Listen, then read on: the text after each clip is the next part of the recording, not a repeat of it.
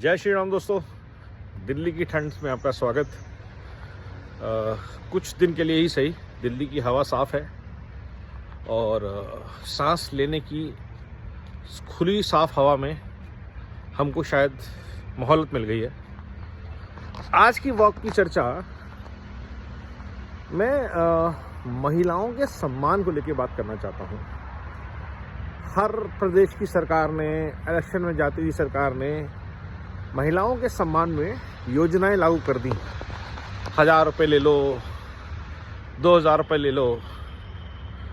अब ये पता नहीं रेट लगा रहे हैं कि चढ़ावा दे रहे हैं, बट बहुत ही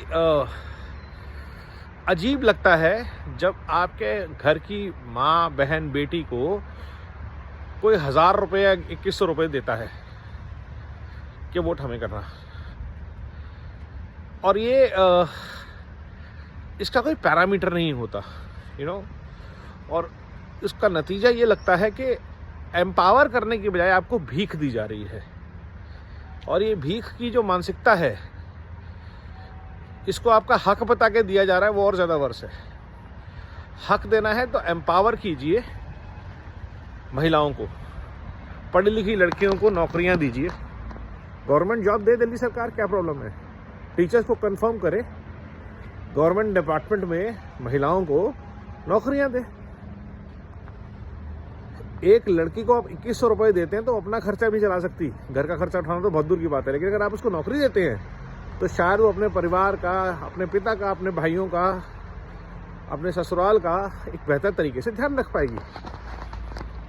तो नारी वंदन अधिनियम जो है, जो मोदी जी लेकर आए, वो एक better way of empowering women है, जहाँ पे आप महिलाओं को गवर्नेंस में राइट्स देने की बात कर रहे हैं। और वक्त आ गया है, जैसा कि मोदी जी ने भी कहा और देश के कई लोगों ने कहा और विश्व में ये बात उठ रही है कि अब महिला युक्त नहीं, महिलाओं के नेतृत्व में समाज को चलने की ज़रूरत शायद है। और ऐसा ना हो, इसके लिए बहुत सारे लोग 1000 से 2100 रुपये में ताले खरीद रहे हैं महिलाओं के मुंह पे लगाने के लिए। और ये ताले अलग अलग वर्ग और श्रेणी के लिए भी खरीदे जाते हैं। कभी किसानों के लिए, कभी महिलाओं के लिए, कभी विधवाओं के लिए, कभी युवाओं के लिए, कभी पिछड़ी जनजाति के लिए, सिर्फ इसलिए कि आपको पैसे दिए हैं तो चुप बैठना और हमें वोट करना। तो एक मैंने चर्चा पीछे करी यूनिवर्सल बेसिक इनकम के लिए कि as a right every Indian citizen, irrespective of who, where they are, their sex, their caste, their religion, they should have access to a basic financial support system, healthcare and education support system, basis their social structure, their demography, their age। अगर senior citizen हैं तो उनका health care का insurance होना चाहिए। अगर बच्चे नहीं हैं तो उनकी फाइनेंशियल सिक्योरिटी होनी चाहिए। अगर सोर्स ऑफ इनकम नहीं है तो उनके लिए एक रेवेन्यू की स्ट्रीम होनी चाहिए, क्योंकि हर एक भारतवासी ने देश के लिए अपनी कैपेसिटी में कुछ ना कुछ किया है। किसी ने इनकम टैक्स दिया है, किसी ने जीएसटी दिया है। जीएसटी तो हर एक नहीं दिया है।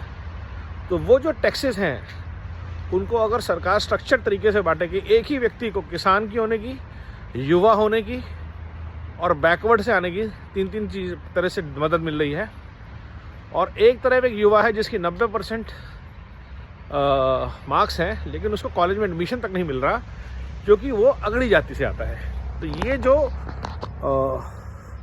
डिफरेंस है सोसाइटी में, ये ख़त्म होना बहुत ज़रूरी है। तो सबसे पहले लोगों की इकोनॉमिक अपलिफ्टमेंट पे ध्यान देना चाहिए। और जब मैं लोगों की बात कर रहा हूँ तो फिर महिलाएं उसमें सबसे पहले आती हैं।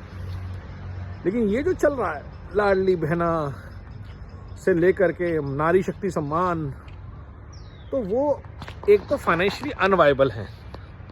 अगर वायबल होता तो शायद पंजाब में भी हो गया होता, शायद सब स्टेट कर देती।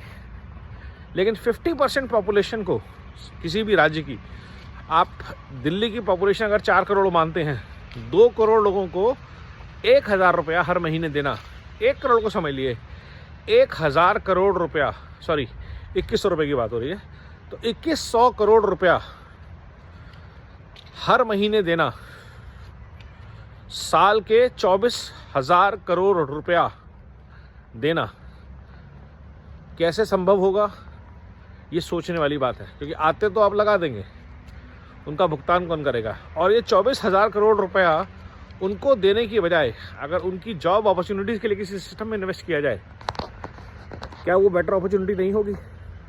महिलाओं के लिए नए कॉलेजेस छोड़े जाएँ, उनके लिए नए उद्यम लगाए जाएँ, उद्योग लगाए जाएँ, उनको उसके लिए हेल्प की जाए। 24,000 करोड़ बहुत बड़ा अमाउंट होता है, लेकिन अगर आप रेवड़ियों में बांटेंगे तो शायद वो बहुत कम अमाउंट होगा। तो ये महिलाओं को भी सोचना है कि उनके लिए असली सशक्तिकरण क्या है। कहीं से 2,000 रुपये महीने मिल जाए, जो कि कुछ शब्द मैं कहना नहीं चाहता हूँ, शायद भाव लगाया जा रहा है,